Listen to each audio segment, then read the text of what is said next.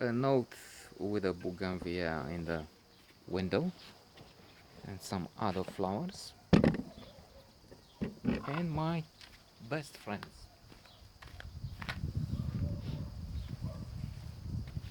Meet Joe Black, an interesting proposition with Anthony Hopkins and Brad Pitt at his peak. I mean, when he looked so young and he was so good to, so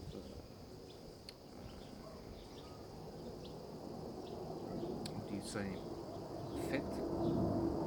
Well, yeah, he was fit and he was well suited for the role of Achilles in Troy. Young, blonde, handsome. I think he used to be for women and men of that orientation. What Angelina Jolie, his former wife, now they're separated.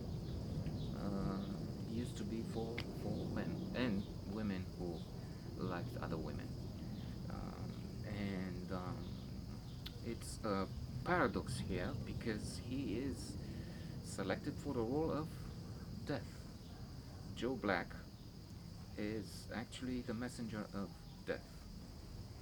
And I thought it's interesting on a few levels, even if Joe Black is not too well selected. Why is Black the name for death? In a world of political correctness, that doesn't sound right. I was watching some news and some comedy shows which were mocking a Nivea ad saying something like white is splendor or brightness or what? Ah, purity. It's purity. No. And black cannot be associated with that, I think. But let's move on beyond that and say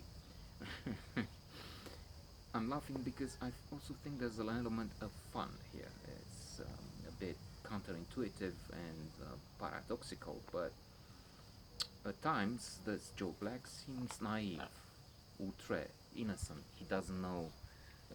There are some scenes, for instance, when he's engaging in an intimacy with a daughter of Anthony Hopkins, the man who's about to die. He just learned that at the beginning. No spoiler alert needed here. So they're kissing, but then he wants to go to bed. Are you going to bed? Yes. Why? Well, I'm tired. I was thinking that's not preposterous, but termina strange. Um, on another level, the very relationship, the very intimacy. Păi, dacă nu te potolește, aud. He will not stop until he will cause me death. Joe Black. Meet Joe Black. Why is this message or something? What's the idea here? Is death gorgeous, really? Another uh, funny look at death is, of course, one which is outrageous for many, blasphemous, really. It caused an outrage and moved to boycott the film, which was rejected in many places, indeed. Uh, Monty Python's Life of Brian, especially the final scene where Brian, I emphasize Brian, not Jesus, but the reference is clear, is on a cross together with so many. And what does he do? Well, he sings.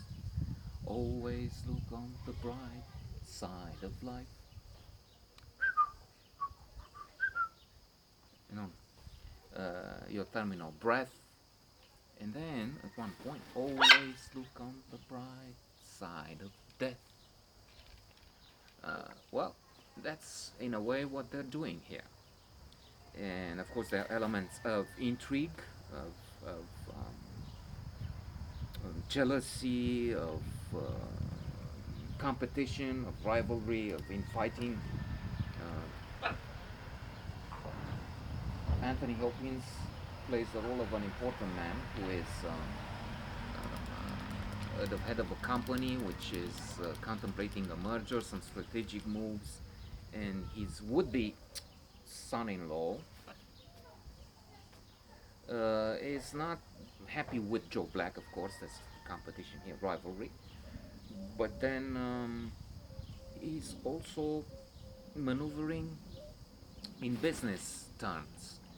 He's trying to make the point that his would-be father-in-law has lost, and says, "Let me bring you a witness." He brings a witness, played, by the way, by Tambor, the actor who is so playing for Transcendent, or his role as a man so sickly and finds out he has the wrong sex. Um, Transparent. Anyway, excellent.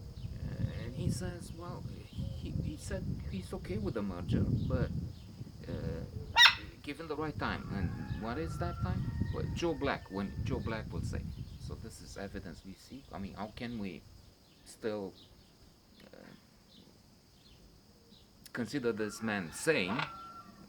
The point being, if he just takes advice from this unknown entity, this young man who just comes in and uh, controls our destinies, so to say. Evidently not knowing that this is death, or a messenger of death, the angel of death we're talking about. Come to think of it, now that I mention angel of death, that would be an explanation why we have this handsome actor in this role, because, well, it's an angel of death, but an angel. Anyway, referring again to Monty Python, they have a sketch with death, but that's much more terrifying. It doesn't look like Brad Pitt at all. On the contrary.